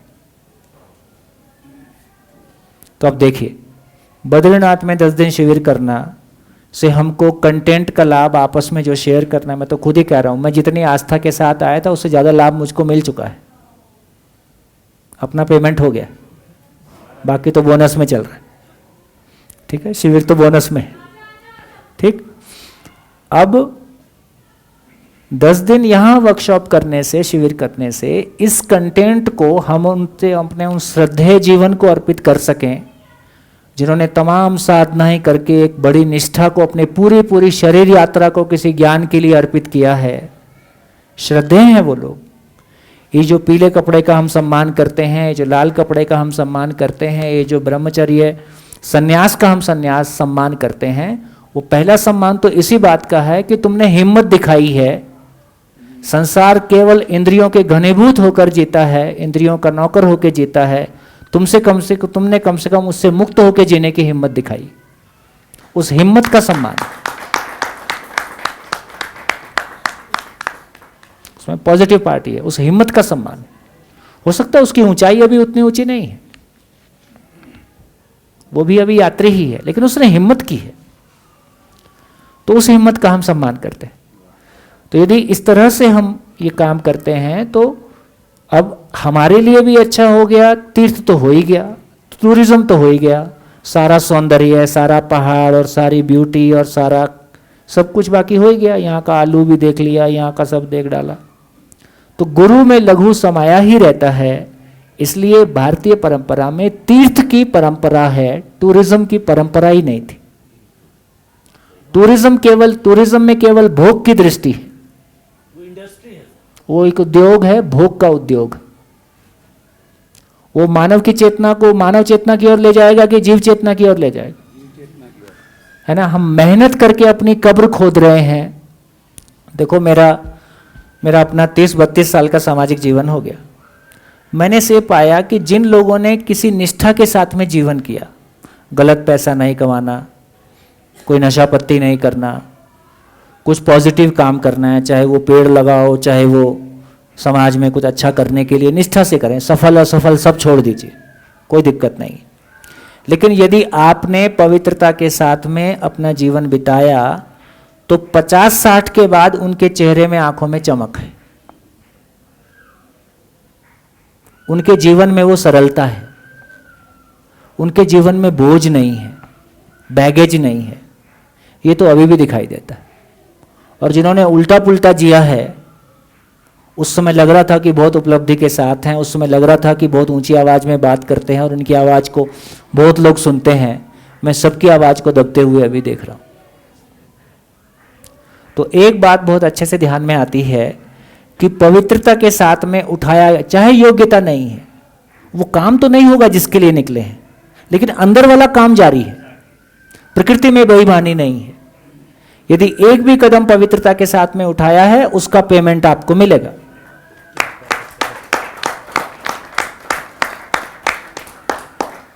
और ये चित्त ऐसी चीज नहीं है कि कोई 2-5 साल का मामला है ना। चित्त तो एक यात्रा है अपने आप में, और उस यात्रा के साथ हम आगे बढ़ते हैं। तो चलिए, हाँ, माइक ले लीजिए। एक अजीब सा हमारा अनुभव है कि जीवन में जिसने निष्ठापूर्वक नौकरी नहीं की है वो जाजा पेंशन खाता ही नहीं। वो पेंशन जाजा नहीं खाता, मर जाता है पहला, पहले ही निकल लेता है, पहले ऊपर चला जाता है। अच्छा, कभी कभी 1 मास में गुजर जाता है, कभी 2 मास में। पेंशन शुरू होता है ना, सरकार पेंशन देता है नौकरी के बाद, तो नौकरी पेंशन खाने के लिए वो जिंदा नहीं रहता है, वो मर जाता है। ऐसा हमारा अनुभव। और सरकार का ऐसा नियम है कि हम जब 80 वर्ष का हो जाता है तब 80% पेंशन मिलता है। अच्छा, हाँ, जॉब हम नौकरी में से रिटायर होते हैं तो 50% मिलता है, लेकिन 80 वर्ष काम होता है तो 80% पेंशन मिलता है। अच्छा, और बढ़ जाता है। हाँ, और 100 वर्ष का होता है ना तो 100% पेंशन मिलता है। अच्छा, फुल सैलरी हो गई। हाँ, सरकार ये सोचती है कि अब वेरेंटेज शुरू हो गया है। जो पहुंचे उनको मिलती है। पहुंचे तो मिले, जो नौकरी समय का जो पगार खाया है ना, इससे ज्यादा पेंशन खाने वाले हैं जिसने अच्छी तरह से नौकरी की है। ऐसा हमारा एक्सपीरियंस नहीं, पता नहीं, ठीक है, लेकिन आप कह रहे हैं तो ठीक कह रहे हैं, वही ठीक कह रहे हैं। चलिए, हाँ जी, तो ये हमने देख लिया कि एक तो हमारे भीतर, अब ये क्लियर हो गया, जब एक बच्चा पैदा होता है तो उसके चित्रण में क्या है, उसका चित्रण इस शरीर यात्रा में अभी ब्लैंक है, लेकिन उसके पास फिर क्या आया है। तो जिस समय आदमी शरीर छोड़ता है, 2 भाग में शरीर यात्रा की समीक्षा होती है, ठीक। एक भाग में जिस शरीर को वो चला रहा है उसी शरीर को चलाएगा कि नहीं चलाएगा। तो यदि मरते क्षणों में जिस शरीर को वो चला रहा है उस शरीर को वो स्वीकारता है, तो उस शरीर को वो स्वरूप शरीर मानता है, तो अगली शरीर यात्रा के लिए वो कौन सा शरीर चलाएगा, मरते समय में, शरीर छोड़ते समय में जिस शरीर को उसने स्वीकार लिया, स्त्री या पुरुष या पशु, उस शरीर के साथ वो उसका आगे का तय हो गया उसी क्षण। शरीर छोड़ते समय सुख दुख के रूप में मूल्यांकन होता है, क्या चीज के आधार पर मैंने सुख पाया और क्या चीज निरर्थक थी, ऐसा ध्यान में आता है। तो शरीर छोड़ते समय यदि उसने पा लिया, यदि उसने ये पाया कि पैसे की कमी की वजह से मैं दुख पाया, पैसा होता तो बहुत बढ़िया हो जाता, तो प्रिय दृष्टि की प्रधानता के साथ में आ रहा है। तो यदि बोध का ऊपर का कोई मटेरियल नहीं है, सच्चाई का कोई मटेरियल नहीं है, जो कि सामान्यता अभी नहीं है, तो बेसिकली फिर वो वृत्ति का दृष्टि के साथ पैदा होता है, रुझान, दृष्टि मतलब रुझान। तो कोई एक समय के बाद आके उसका वो ओरिजिनल दृष्टि अपना खुल जाता है। तो इसका मतलब है एक व्यक्ति के जीने में प्रधानता क्या चीज की होगी। किसी व्यक्ति के जीने में प्रधानता प्रिय की है, किसी व्यक्ति के जीने में प्रधानता न्याय धर्म सत्य की अपेक्षा है, लेकिन न्याय धर्म सत्य की उसको क्लैरिटी नहीं है। जैसे किसी ने संन्यास ले लिया स्वेच्छा से, तो क्या घटा उसके भीतर, ये तो घट ही गया कि शरीर में सुख नहीं है। इसको मनन कहा। मनन का मतलब है कि वो शरीर में सुख नहीं है, इसको स्वीकार लेना। उसके पास न्याय धर्म सत्य की स्पष्टता नहीं है, क्योंकि न्याय धर्म सत्य की स्पष्टता तो मध्यस्थ दर्शन से समाधि संयम पूर्वक हमको उपलब्ध हुआ है, लेकिन वो अन्याय नहीं करेगा, वो अधर्म नहीं करेगा, उसको झूठ बोलने में बहुत दिक्कत होगा, गलत को नहीं करेगा, और शरीर सुखी होने का आधार नहीं है, इससे कम में आदमी संन्यास नहीं ले सकता। यदि अपनी स्वप्रेरणा से लिया है, समाज से प्रभावित होकर ले लिया है, दुखों से तंग आके ले लिया है, यह भी संभव है। संसार में जितना दुख है उन दुखों से तंग आके आदमी ने संन्यास ले लिया, बड़ी घटना यही है। तो वो प्रवृत्ति के रूप में रहेगा। तो 4.5 क्रिया में जो स्थिति है वो वृत्ति है। जैसी उसकी वृत्ति होगी, जैसी उसकी स्थिति होगी, वैसा गति करेगा। तो प्रिय दृष्टि डोमिनेट करती है, तो प्रिय दृष्टि के आधार पर गति करेगा। कोई कोई को हित दृष्टि, शरीर को स्वस्थ रखना, बचपन से उसका ध्यान शरीर पे रहता है, तो हित दृष्टि किसी में प्रभावी दिखाई देती है, किसी किसी में लाभ दृष्टि अति प्रभावी दिखाई देती है, किसी में लाभ दृष्टि सामान्य रहती है या विरक्ति भी रहती है। तो ये सारी घटनाएं पूर्व शरीर यात्राओं में जो भी हमने शरीर छोड़ते समय निष्कर्ष लिए हैं, वो निष्कर्ष हमको इस शरीर यात्रा में वृत्ति के रूप में बना रहता है, दृष्टि की प्रधानता के रूप में बना रहता है। कोई ज्ञान पक्ष हमारे पास आ गया है तो फिर वो बोध के स्तर पे रहता है। बढ़िया, ठीक हो गया।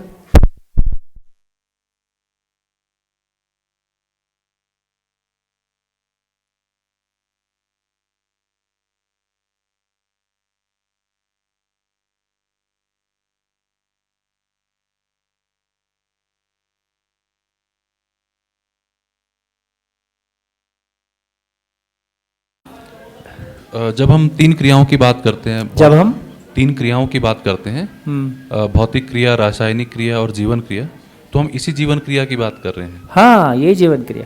पर ये जीवन क्रिया क्या पशुओं में भी होती है? पशुओं में केवल आस्वादन चयन काम करता है और थोड़ा सा विचार पक्ष। अच्छा, तो 2-2.5 क्रिया में मामला नहीं बढ़ जाता है। ओके। मानव में 4.5 क्रिया है। तो देखिए, अब हमारा ध्यान जा रहा है कि कैसे जब एक बच्चा जन्म लेता है तो उसका चित्रण शून्य होता है, लेकिन कोई वृत्ति उसके पास है, कोई रुझान उसके पास है जो उम्र के साथ साथ खुलेगा।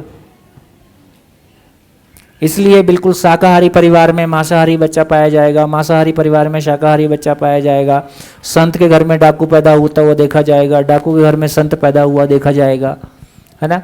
तमाम तरह की ये चीज़ें हमको दिखाई देती हैं, है ना। मतलब माँ बाप पूरी तरह से नंबर 2 में और नंबर 4 में लिप्त रह सकते हैं और बच्चे में ऐसी अपेक्षा पैदा हो जाएगी कि बिल्कुल कुछ भी गलत करना ही नहीं है, चाहे सर कट जाए। ये तमाम तरह के परिवर्तन हमको होते हुए दिखाई देते हैं। तो इससे एक समझ में आया कि जैसे एक बच्चा पैदा हुआ, पहली बार उसके पास माँ से दूध पिया तो एक चित्रण आ गया, ऊपर से नीचे गिरा तो एक चित्रण आ गया, सबको बोलते हुए देखा तो एक चित्रण आ गया, सबको चलते हुए देखा तो एक चित्रण आ गया, है ना। इस तरह से उम्र के साथ साथ स्कूल में गए तो भाषा आ गई, गणित आ गया, साइंस आ गया, है ना।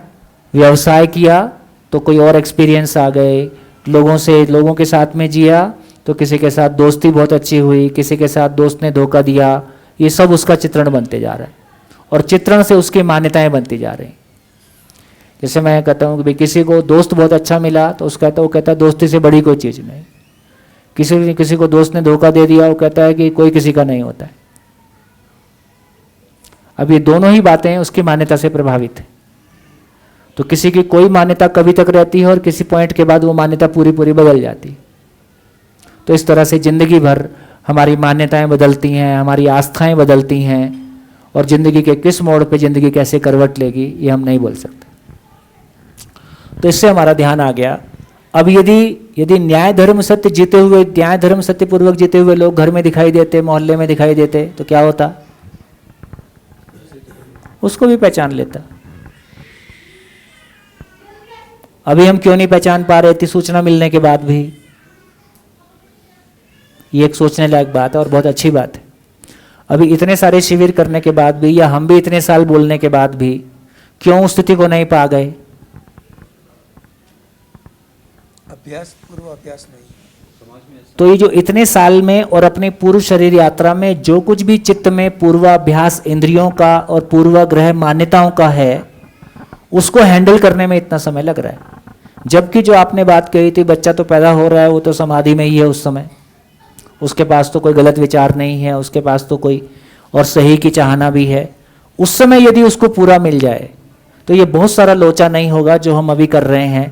पहले तमाम लाभोन्माद, कामोन्माद, भोगोन्माद, काम, क्रोध, लोभ, मोह, मद, मात्सर्य, तमाम तरह का द्वेष, ईर्ष्या, द्वेष, दुश्मनी, अपना पराया, बंटवारा, सब खिचड़ी पका दिया।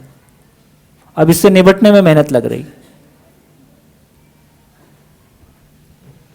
क्योंकि जीवन में अंदर आने की व्यवस्था है, बाहर निकालने की व्यवस्था नहीं। जो भी चित्रण अंदर आ गया अब वो निकलेगा नहीं। इसलिए बुरा मत देखो, बुरा मत सुनो, बुरा मत बोलो, ऐसा जो कुछ, इसका इतना ही मतलब है कि जो चित्रण अंदर आ गया वो निकलेगा नहीं। उसका प्रभाव को डाइल्यूट किया जा सकता है, बस इतना ही कर सकते हैं। ज्ञान की रोशनी में मेरे साथ 20 साल पहले कुछ गलत हुआ, किसी ने मेरा अपमान किया, वो चित्रण बना रहेगा, उसका प्रभाव बना रहेगा। लेकिन ज्ञान की रोशनी में चित्रण बना रहेगा, प्रभाव चला जाएगा। बस इतना हो सकता है। और जब तक प्रभाव उसका डाइल्यूट नहीं होगा, आगे की यात्रा नहीं होगी। इसी को प्रारब्ध कहा, है ना। जो कुछ भी बंधन, जो कुछ भी नेगेटिविटी, जो कुछ भी आसक्ति, प्रतिक्रिया हमने स्वीकारा हुआ है, वो न्यूट्रलाइज हुए बिना, जीरो हुए बिना आगे गति नहीं है। फाइनली अनुभव उससे कम में नहीं हो सकता, साक्षात्कार हो सकता, साक्षात्कार की शुरुआत हो सकती। तो पूर्वाभ्यास और पूर्वाग्रह के चलते तो लंबा समय, तो पहला काम क्या हो गया? पहला काम क्या हो गया? पहला काम ये हो गया कि हमको न्याय धर्म सत्य का प्रस्ताव सुनने मिल गया। तो हमने देखा आस्वादन की महिमा क्या देखी, मन की महिमा किस रूप में देखा? तो मन का महिमा है कि वो 3 तरह का सुख ले सकता है, 3 तरह के सुख की अपेक्षा में रहता है, क्षणिक, दीर्घकालीन और निरंतर। मन की ताकत है कि वो संवेदनाओं के साथ अदाकार होकर संवेदनाओं को पहचानता है, ये मन की ताकत है। वृत्ति की ताकत है कि वृत्ति में 6 दृष्टियां हैं, जो दृष्टि शेष है वो अपेक्षा रूप में बना रहता है। न्याय धर्म सत्य का हमको ज्ञान नहीं है, लेकिन न्याय धर्म सत्य की अपेक्षा बनी रहती है। वो क्यों बनी रहती है? वो बड़ा इंटरेस्टिंग है और बड़ा इंटरेस्टिंग क्वेश्चन भी है उसमें। जैसे ये कहा जा रहा है कि भ्रमित जीवन भी मूल ऊर्जा में ऊर्जित है। भ्रमित जीवन मूल ऊर्जा में ऊर्जित है, तो आत्मा में सहअस्तित्व को अनुभव करने की प्यास, वास्तविकता को पूर्णतया अनुभूत करने की प्यास आत्मा में बना रहता है। साक्षात्कार का नाम मनवृत्ति चित्त है, बोध जहां होता है उसका नाम बुद्धि है, अनुभव जहां होता है उसका नाम आत्मा है। आत्मा में वास्तविकता को अनुभूत करने का प्यास बना रहता है, क्योंकि वो पूर्ण में ऊर्जित है। अपनी स्थिति के अनुसार हर फैकल्टी का अपना एक्सप्रेशन है। बुद्धि में निश्चयता का प्यास बना रहता है, चित्त में निरंतरता का प्यास बना रहता है, वृत्ति में समाधान का प्यास बना रहता है, मन में मूल्यों के आस्वादन का प्यास बना रहता है ना। मूल्यों के और संवेदना के आस्वादन का प्यास बना रहता है। ये बाई नेचर है, प्राकृतिक रूप में ऐसा है। सब अपनी अपनी ताकत के साथ।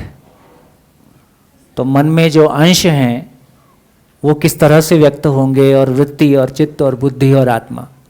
तो आत्मा में मूल ऊर्जा में ऊर्जित होने के आधार पर ज्ञान का प्यास बना ही रहता है। तो भ्रमित मानव में प्राकृतिक विधि से ज्ञान का प्यास बना ही हुआ है, ज्ञान की अपेक्षा है, ज्ञान संपन्न नहीं है। तो आत्मा भ्रमित मानव में ज्ञान संपन्न नहीं है, ज्ञान की प्यास बना हुआ है। ज्ञान की प्यास का प्रभाव बुद्धि पे जो भी अस्तित्व में है, सह अस्तित्व को पहचानने के अर्थ में, व्यवस्था को पहचानने के अर्थ में और व्यवस्था को निश्चयात्मक विधि से पहचानने के अर्थ में बना रहता है कि सच्चाई यही है, यही है, यही है, ऐसा वो पहचानना चाहता है। इसलिए जब भी कोई भ्रमित चित्रण नीचे से ऊपर जाता है, भ्रमित चित्रण क्या होगा? सामान से सम्मान की तलाश, रूप बल धन पद से सम्मान की तलाश और इंद्रियों से सुख की तलाश। जब भी कोई भ्रमित चित्रण ऊपर जाता है तो बुद्धि उसको अस्वीकार कर देता है, बुद्धि उसको सपोर्ट नहीं करता है। बुद्धि सपोर्ट नहीं करता है तो कल्पनाशीलता में खलबली मच जाती है।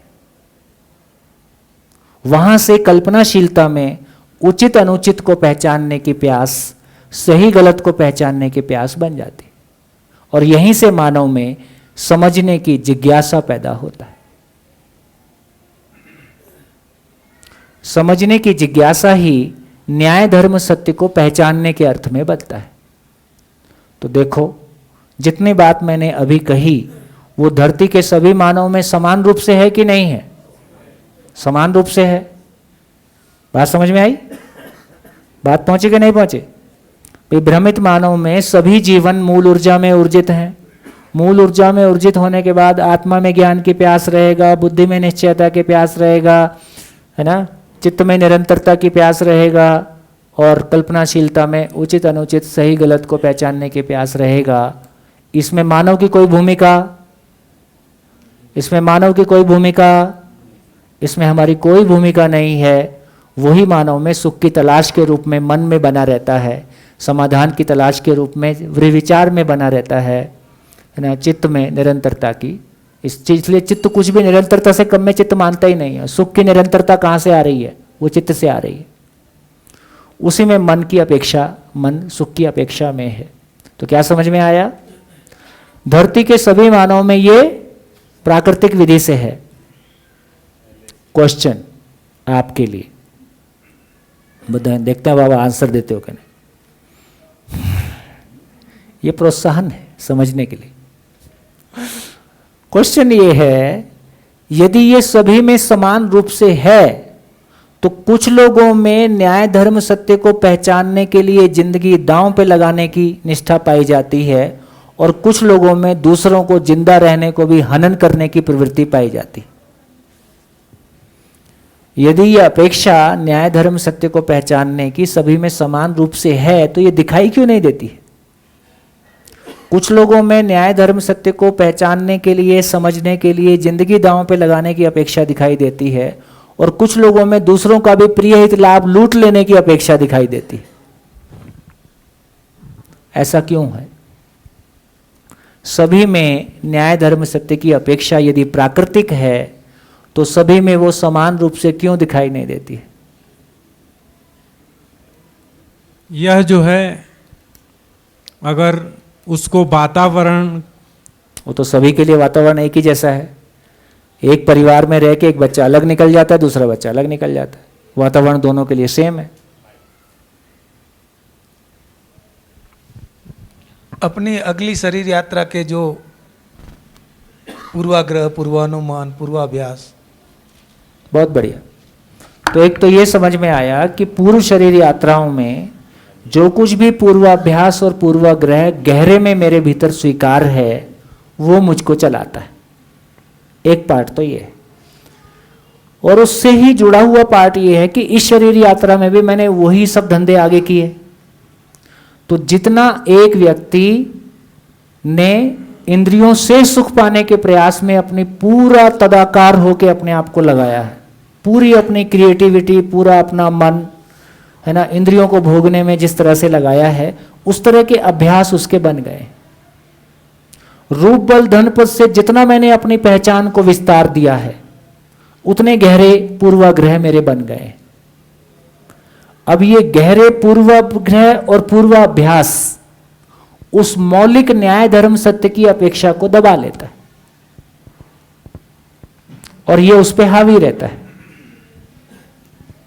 जितना जितना वातावरण के प्रभाव से न्याय धर्म सत्य की रोशनी में ये प्रभाव, नेगेटिव प्रभाव घटता जाता है, उतना ही अपने भीतर न्याय धर्म सत्य का अपेक्षा बढ़ता जाता है। और जिस दिन कोई व्यक्ति शरीर में सुख नहीं है, इस जगह पे पहुंचता है, अब उसका सुख क्या होगा? न्याय धर्म सत्य की समझ नहीं है, शरीर में सुख है नहीं, तो ये जाएगा कहाँ? नहीं, विरक्ति की ओर। तो या तो ये आस्था पूर्वक विरक्ति की ओर जाएगा, साधनाओं की ओर जाएगा, या ये सेवा की ओर जाएगा, और फॉरेन में रहेगा तो ये एडवेंचरस गेम्स की ओर जाएगा, पंजी जंप। ये बहुत इंटरेस्टिंग है। ये एडवेंचरस गेम्स किन कंट्रीज से आए? जहां भोग की सीमाओं को लोग लांघ गए और भोग में सुख नहीं है ऐसा निकल गया। आहार करके देख लिया, निद्रा करके देख लिया, सेक्स देख लिया, तीनों में बोर हो गए। अब क्या करें? अब बचा भय, आहार, निद्रा, भय, प्रजनन। भय, भय का मतलब है मैं डरता नहीं हूं, यह अपने आप में एक सुख है। डर से परे हूं। अभयता, अपने आप में अभयता को फील करना कि मैं डरता नहीं हूं, इस केवल एक एहसास में सारे एडवेंचरस गेम्स की दुकान पैदा होती। वो देखते हो ना, वो यूट्यूब में वो मोटरसाइकिल चढ़ा चढ़ा के और कारें और जीप चढ़ा चढ़ा के कहाँ कहाँ मरते रहते हैं। वो भी एक बड़ी इंडस्ट्री। इस तरह से आपका हर एक अतृप्ति इंडस्ट्री के लिए अपॉर्चुनिटी। भाई सार्थक कुछ करो ना। इतनी ऊर्जा जो निरर्थक चीजों में जाती है वो सार्थकता में जाए। वो दम तो है, वो दम तो है, साहस तो है उसमें। सब में तो वैसा साहस भी नहीं रहता। वो दम, वो साहस सार्थकता में लगेगा तो उसका जीवन भी धन्य होगा और 1000 लोगों के लिए एक रास्ता बना देगा।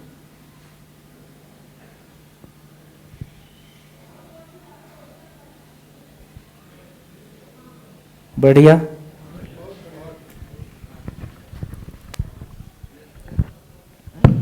और भ्रमित अवस्था में भी अगर आप सेवा के कार्यों में किसी अच्छे प्रयोजन से निकले हुए हैं, हाँ, फायदा तो मिलता है। चित्त शुद्ध होने का जगह बनती है। नहीं, दूसरे लोग भी, हाँ, उसमें भी दूसरों के लिए रास्ता बनता है। दूसरे लोग भी बहुत बिल्कुल बिल्कुल बिल्कुल बिल्कुल ठीक है। पहचानते हैं और वो चाहते हैं कि मैं इनका योगदान कर सकूं। बिल्कुल बिल्कुल बिल्कुल। बहुत ऐसे लोग मिलते हैं कि वो कहते हैं कि हमने जीवन में कुछ सार्थक नहीं कर पाए, मेरा कोई सहयोग हो तो ले लीजिए और मुझको भी उसमें जोड़ लीजिए। वही ऐसे जी। भैया जी, जब एक जीवन शरीर धारण करता है तो उसमें क्या तुलन और विश्लेषण भी उसी वक्त से चलता है क्या? क्रिया, हाँ, वो निर्णय पूर्वक ही शरीर स्वीकार करता है। उसके बाद शरीर धारण करने के बाद भी जी जीवन में तो कुछ चलेगा ही, चल ही रहा है। इसलिए गर्भकाल में माँ जो सोचती है, बोलती है, सुनती है, बच्चा वो सुनता ही है। उसका प्रभाव उसकी जिंदगी में पड़ता ही है। मतलब उसमें भी 4.5 क्रिया तो एक्टिव ही हाँ, रहती तो है। एक्टिव रहेगा ही। 4.5 क्रिया की ताकत एक्टिव है। 4.5 क्रिया का ताकत एक्टिव है, चित्रण अभी नहीं है। अच्छा, वो धीरे धीरे जैसे चित्रण बनता रहता है उसी आधार पे हाँ, नए शरीर को स्वीकारते ही पुराना चित्रण उसके साथ में नहीं जाता है। जब वो पुराना शरीर छोड़ता है, देखो जिस समय हम बद्रीनाथ छोड़ देंगे, बद्रीनाथ छोड़ के ये रोजमर्रा की फाइन डिटेल हमारे ध्यान में नहीं रहेगी, हल्का एक ध्यान में रहेगा कि हाँ गए थे, बढ़िया लगा था। तो पूर्व शरीर यात्रा की सारी घटनाएं हमारे ध्यान में नहीं रहती हैं, सार ध्यान में रहता है। वो वृत्ति में है, वो वृत्ति के पास दृष्टि। में, वृत्ति के पास में आ जाता है। ठीक। भैया, जैसे किसी क्रिया के लिए कोई जब लहर उठेगी चित्त के अंदर, तो वो मतलब मन के लेवल पे उठेगी या मन, वृत्ति, चित्त किसी भी लेवल पे उठ सकती है? लहर उठेगी का 2 मतलब है। लहर उठेगी का एक मतलब है कि मैं जा रहा हूं और मैंने कुछ देखा। तो किसने देखा? मन ने देखा, और मन उस संवेदना से प्रभावित हो गया, तो मन लहर मन में उठी, और लहर मन में जोर से उठ गई, तो उसने विचार में उठा दिया, उसने चित्त में उठा दिया, तो मन से उठी लहर चित्त तक चली गई। फिर अब एक दूसरी लहर है, बैठे बैठे मैंने कुछ पहले भोग रखा है, वो कल्पना उभर के आ गई, तो चित्त कहाँ, लहर कहाँ उठी? चित्त में उठी। कोई चित्रण उभर के आया, चित्रण उभर के आया और वो जोर से उठ गया। अब मेरे को वो इच्छा पूरी करनी है, तो उसने विचार को बोला, विचार ने मन को बोला, मन ने शरीर को बोला चल। तो चित्त से उठी लहर शरीर से एग्जीक्यूट होती है, और मन से देखी हुई चीज चित्रण में स्थापित होती है। तो कहीं से भी उठ सकती है।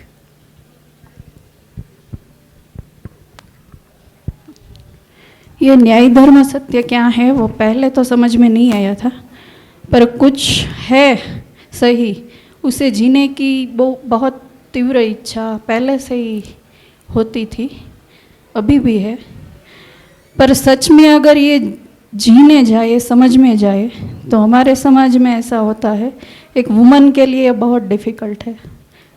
बाहर बाहर से सब बहुत अच्छा लगता है, पर सच में अगर हम आगे निकलना चाहते हैं, इट्स रियली वेरी डिफ़िकल्ट।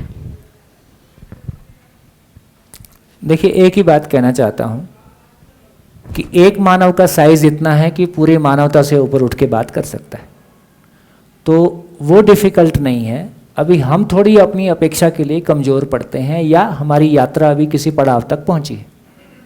आपकी यात्रा किसी पड़ाव तक पहुंच जाएगी तो काम हो जाएगा। इसको देखने का यही तरीका है कि सामने परिस्थिति बड़ी है कि मेरा साइज अभी छोटा है। वो परिस्थिति तो मेरे लिए भी वैसी थी। पुरुष के लिए थोड़ा सा आसान है, ये बात में मैं सहमत हूँ। पुरुष के लिए यात्रा भी आसान है। देखो, जिन महिलाओं को मैंने सामाजिक यात्रा करते देखा, क्योंकि महिला का शरीर और उसकी बनावट और उसकी अपनी जो प्रोसेसेस हैं, घर से बाहर निकल के जिस तरह का अनुकूलता मिलने की आवश्यकता है, वो स्त्री के लिए उतना आसान नहीं। और पुरुष की जिस तरह की मानसिकता है, उसकी वजह से भी वो स्थितियाँ उतनी आसान नहीं। तो उस क्रम में एक महिला की यात्रा तुलनात्मक साधनाओं के लिए ज़्यादा मुश्किल थी। इस राह के लिए बहुत आसान है। इस राह में महिलाओं के लिए ज़्यादा अनुकूलता है, क्योंकि परिवार में ही ज्ञान को प्रमाणित करना है, जीने को ही समझना है। जीने की निष्ठा पुरुष की तुलना में महिलाओं में ज़्यादा है। संबंध को जीने की निष्ठा, क्योंकि बायोलॉजिकली बच्चे को जन्म देने के आधार पर संबंध की स्वीकार्यता पुरुष की तुलना में महिला में ज़्यादा है। स्थिरता के साथ किसी जगह में टिके रहने का गुण पुरुष की तुलना में महिलाओं में ज़्यादा है। लंबे समय तक किसी एक काम को एक जगह में चित्त को लगाए रखना, इसमें महिला ज़्यादा आगे है। भीतर से तो हम यही करते हैं, पर बाहर से उनके साथ तादात्म्य हाँ, कर क्योंकि लेते अभी अपना कॉन्फिडेंस नहीं आया है। देखो, इसमें कोई समाज का विरोध करना नहीं है भाई। एक आदमी को न्याय धर्म सत्य समझ में आएगा तो क्या करना है? खाना खाएगा कि नहीं? खाएगा। दूसरों को खिलाएगा कि नहीं? खिलाएगा। तो सबका सम्मान करेगा कि नहीं? करेगा। तो इसमें कोई वो विरोध वाली न्याय धर्म सत्य को कोई मानव विरोध कर सके, ये उसकी ताकत में नहीं। हाँ, अभी मेरी स्थिति नहीं बनी है, ये बस इतनी ही बात है। परिवार छोड़ के जाना नहीं है और कोई विरक्ति में जाना नहीं है। जैसे रह रहे हैं घर छोड़ना नहीं है, जहाँ हैं वहीं करना है। अब जहाँ हैं वहाँ वातावरण बना लें, इसमें थोड़ा सा गैप है। पति सहमत ना हो, थोड़ी मुश्किल स्थिति है। पति विरोध नहीं कर रहा है, कम से कम आप जो करना चाह रहे हो उसमें सहमत है, इससे ज़्यादा और क्या चाहिए? तो मेरे को लगता है कि अभी के लिए पर्याप्त अनुकूल स्थितियाँ हैं। हमारी ही स्थिति थोड़ा सा अच्छी करने की ज़रूरत है, रास्ते बन जाएंगे। बल्कि आप ज़्यादा स्वीकार होने वाले हो तो कोई प्रॉब्लम नहीं आएगी। भैया जी, थोड़ा सा देखिए, अभी जो हम लोग इस विद्या को आगे ले जाने के लिए छोटे बच्चों से अभिभावक विद्यालय चला रहे हैं, हाँ। वहाँ पर जो महिलाओं की भूमिका हो सकती है वो पुरुषों की कभी नहीं हो सकती। हाँ, और वो वहाँ पर बहुत अच्छा काम प्राइमरी करेंगे। क्लास कक्षा 5 तक आदरणीय बाबा जी ने भी कहा कि वहाँ पुरुषों का कोई काम नहीं। कक्षा 5 तक पुरुषों का कोई काम नहीं। कक्षा 5 तक के बच्चों को जिस तरह का पालन पोषण और केयर की जरूरत है वो एक माँ ही दे सकती है। पुरुषों की भूमिका कक्षा 6 से शुरू होती है। घर में जो पुरुष है वो बच्चों के सामने माँ बन के ही प्रस्तुत हो तो ही उसकी सफलता है।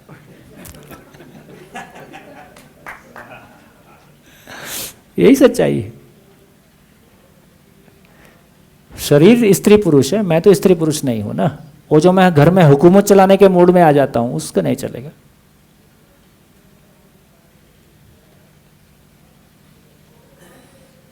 बढ़िया, तो खूब शुभकामनाएं। आप निश्चिंत होकर आगे बढ़ो, हम आपके साथ। आपका परिवार आपके साथ है।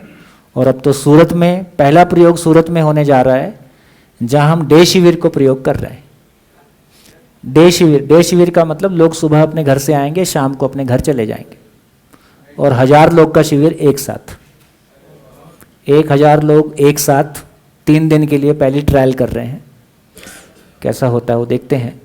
तो यदि 1000 लोग एक साथ उसी शहर, उसी मोहल्ले और आसपास के लोग आते हैं तो लौटने के बाद एक वातावरण बदल जाएगा, और ये उस बदले हुए वातावरण से आपकी वो तमाम परेशानियां खत्म हो जाएंगी। जो चीज़ समाज में सम्मानित नज़र से देखी जाने लगती है, फिर उसी बात में एक लेवल पे हवा बनने में एक समय लगता है, उसके बाद तो सभी बोलना चाहते हैं मैं भी जुड़ा हुआ हूँ। जो कल तक हमसे जुड़े हुए में सम्मान महसूस नहीं करते थे, आजकल नहीं जुड़ने से भी जुड़ के सम्मान महसूस करने लगे।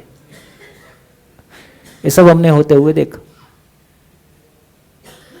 हम उस दौर से निकले जब हम साथ रहते थे, कोई हमारा परिचय नहीं कराता था, क्योंकि परिचय आदमी किसका कराता है? जिसका परिचय कराने से अपना सम्मान बढ़ता हो। मेरा दोस्त है, मंत्री है, तो अपना सम्मान बढ़ता है। मेरा दोस्त है, अपने घर में अपने 2 रोटी के लिए जूझ रहा है, इससे सम्मान नहीं बढ़ता। हम सफल आदमी का परिचय कराना चाहते हैं, असफल आदमी का परिचय कराना नहीं चाहते। उस दौर में भी जब हम साथ होते थे और कोई हमारा परिचय नहीं कराता था, तो हम तब भी ये समझ जाते थे बेचारा, इतनी अकल तब भी काम करती थी कि कोई बात नहीं, देख इसकी मजबूरी है भाई। सफलता का मापदंड वही है और ये उससे प्रभावित है, इसलिए ये अभी नहीं कराएगा, कल ये कूद कूद के कराएगा। तो वो दिन भी देखे, ये दिन भी देखे। यही जीवन की महिमा है। सारे रंग देखने के बाद उससे अप्रभावित रह जाए, कम प्रभावित हो जाए, उसको समझ जाए, स्वमूल्यांकन कर पाए, अपनी यात्रा को सुनिश्चित कर पाए। बढ़िया, धन्यवाद, नमस्कार, फिर मिलेंगे 3:30।